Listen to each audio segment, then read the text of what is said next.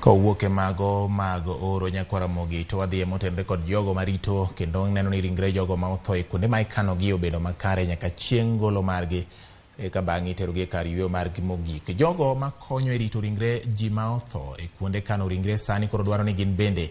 yang-gi mana kaka jochiw thieth mamoko. Ka giloso romo margi Kisumu gikone piny owacho mondo mi oyanggi kendo puodh tijgi mana kaka lakteche marango ringre ji ma osenindo. Jakom margi Elkana Mwinami yango ni ok gibi yie ni ji moko mabandi adonje tijno ni mar nitie ji ma opuodhi ne tiyo kuonde mag kano ringre jo ma osenindo.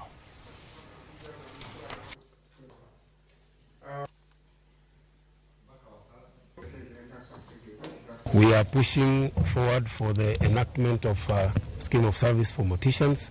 and we are very grateful that today, in the speech from the DG, he's also been able to recognize us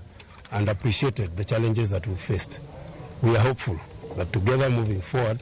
we'll be able to achieve some of the dreams that morticians across the country are facing. We are asking the government of the day and the current government, let us recognize all these morticians wherever they are, so that they can be feeling part of the community, they can be feeling part of us, and they can also be recognized in their scheme of service, and above all, to make sure that their contribution